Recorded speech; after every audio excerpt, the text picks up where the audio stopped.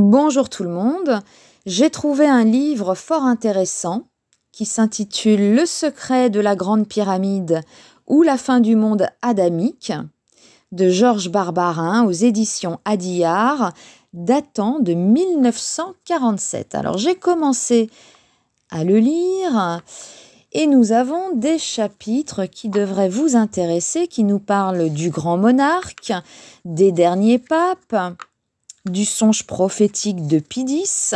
Et aujourd'hui, je vais vous lire le chapitre concernant Paris. Paris sera-t-il détruit? Nous donnerons quelques jours les passages les moins nébuleux et les plus marquants de certaines prophéties, visions, révélations, etc., de toutes les époques, concernant les derniers temps du monde. Mais dès à présent, la question se pose de savoir si au cours de la grande tribulation, Paris sera anéanti. La pyramide ne contient là-dessus aucune précision, car même si la date de cette destruction y figure, rien ne permet pour le moment de donner un nom à l'événement. Par contre, les prédictions sont presque unanimes à affirmer la destruction de Paris. Les modernes confirment les anciennes. La plupart sont vagues, quelques-unes sont assez précises. Toutes paraissent d'accord pour dire que Paris périra par le feu. On trouvera ci-après, dégagés de leur contexte, de brefs extraits des plus connus de ces prophéties, voyances ou prémonitions. Et on commence avec Saint Césaire d'Arles, en 522. Le fer et le feu enserrent la Babylone de la Gaule, qui tombe dans un grand incendie, noyée dans le sang, puis la seconde ville du royaume et encore une autre seront détruites.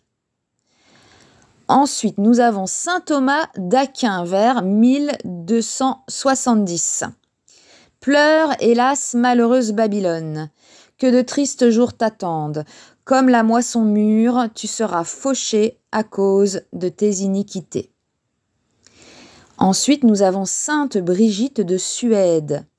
Notre Seigneur Jésus-Christ m'a révélé les trois âges du monde. Le premier, depuis Adam jusqu'à l'incarnation. Le deuxième commence à l'incarnation, mais aujourd'hui que l'impiété et l'orgueil ont relevé la tête et que ma passion est en quelque sorte tombée dans l'oubli. Le monde touche à son dernier âge qui apparaît maintenant et s'étendra jusqu'au jour du jugement. Nous passons au célèbre Nostradamus, vers 1356. La grande cité sera bien désolée. Des habitants, un seul n'y demeurera. Murs, sexes, temples et vierges violées. Par fer, feu, peste, canon peuple mourra. Nous passons au père Nectou. Durant ce bouleversement épouvantable qui, paraît-il, sera général et non pour la France seulement, Paris sera entièrement détruit. La destruction sera si complète que 20 ans après, les pères se promèneront avec leurs enfants sur ces ruines pour satisfaire à leurs questions. Ils leur diront « Mon fils, il y avait ici une grande ville, Dieu l'a détruite à cause de ses crimes. » Saint Benoît Labre, 1775, a prédit dans une lettre la destruction de Paris par le feu. Nous passons au père de Raux, en 1775. Paris sera détruit, mais ce sera de manière à ce qu'il paraîtra d'abord des signes qui mettront les bons à même de s'enfuir. Nous passons à la prophétie anonyme du monastère d'Orval. Malheur à toi, grande ville, voici des rois armés par le Seigneur, mais déjà le feu t'a égalé à la terre. Et pourtant tes justes ne périront pas. Dieu les a écoutés. La place du crime est purgée par le feu, le grand ruisseau a éconduit toute rouge de sang ses eaux à la mer. La religieuse Trapistine, 1816. Je vois la capitale brûlée, pillée, saccagée. Nous passons à l'abbé Souffrant, que vous devez connaître. Paris sera détruit, tellement détruit que la charrue y passera. Ça date de 1817. Révélation de la voix à la Trappistine de Notre-Dame des Gardes, et ça date de 1820. Ne crains point, mon courroux tombera sur ceux qui auront allumé ma colère. Ils disparaîtront dans un moment. Tout l'univers sera étonné d'apprendre la destruction de la plus superbe ville. Je n'entendis plus la voix, mais un bruit effroyable. Le gros nuage se divisa en 4 parties qui tombèrent à la fois sur la grande ville, et dans un instant, elle fut tout en feu. Les flammes qui la dévoraient s'élevèrent dans les airs, et tout de suite, je ne vis plus rien qu'une vaste terre noire de charbon. Après tout cela, le ciel s'éclaircit et je vis le plus beau jour que j'eusse jamais vu. Ça date de 1820. Nous passons à la bergère Marianne Galtier en 1828. La grande prostituée sera détruite par le feu. L'ange du Seigneur avertira les justes de Paris. Nous passons à la vision de la servante lyonnaise Marie d'Hétéro en 1840. Après avoir fait la description de Lyon, elle ajoute « Les choses qui doivent arriver seront une image de la fin du monde. Elles seront si terribles qu'il y aura de quoi sécher de frayeur. Les étrangers pénétreront en France et s'avanceront jusque dans la région de Lyon. Paris sera détruit comme Sodome et Gomorrhe. » Nous passons à la célèbre Marie-Julie, la stigmatisée de Blain. Le feu du ciel tombera sur Sodome et principalement sur cette salle de l'enfer où se fabriquent les mauvaises lois. Elle sera engloutie et sa place sera une immense carrière de laquelle jusqu'à la fin du monde on ne pourra s'approcher sans un frémissement d'horreur. Dans cette Sodome, il y aura des endroits tellement bouleversés qu'il n'y restera pas un seul pavé en place. Le feu du ciel se mêlera au feu de la terre et ça date de 1850. Nous passons au curé d'Ars.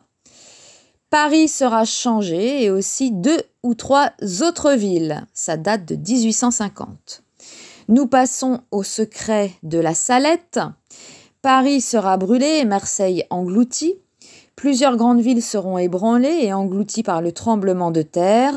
Rome disparaîtra et le feu du ciel tombera et consumera 3 villes.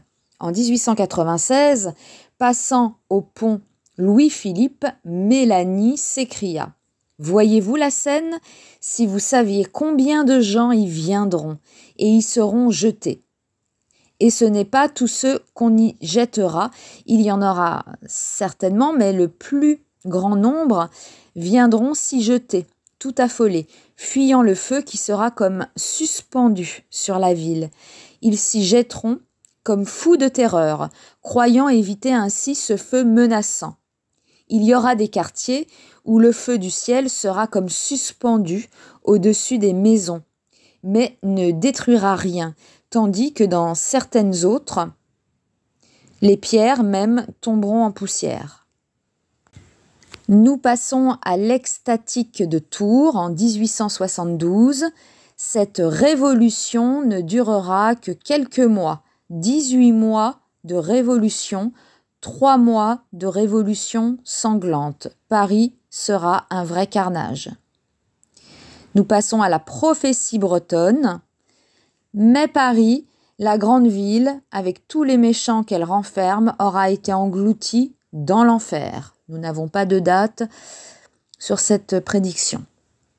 Nous passons à la vision de paysans vatrins en Lorraine et qui date de 1885. Je vis Paris d'une façon très distincte, avec ses monuments, ses églises éclairées par un soleil radieux. Puis, soudain, avec un grondement terrible, un torrent de flammes et de feu se précipite vers le centre de la ville. Je jure devant Dieu et sur le Saint Évangile qu'un monstrueux ouragan de feu se précipitera comme la foudre et anéantira tous les quartiers du centre. Ensuite, nous avons Madame de Mélian. Au XIXe siècle, Alors c'était une supérieure de l'Immaculée Conception à Rome. Ô Paris, la place du crime ne doit-elle pas être purgée par le feu?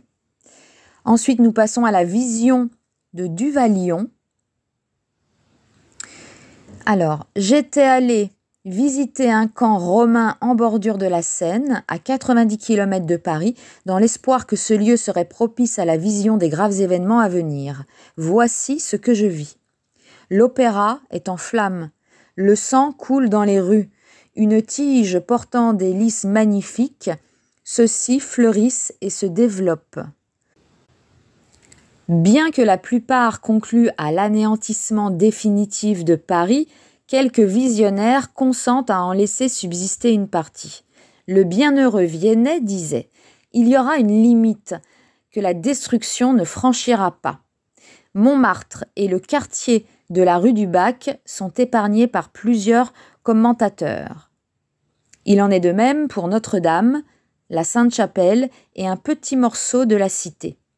Les monuments les plus unanimement condamnés sont le Palais Bourbon et le Palais de Justice. Suivant une stigmatisée de l'Isère, le jour où les Parisiens devront se cacher devant le Seigneur sera annoncé par la mort d'un personnage important qui restera sans sépulture. Telles sont les prédictions les plus connues, et bien entendu non garanties, touchant le sort futur de Paris.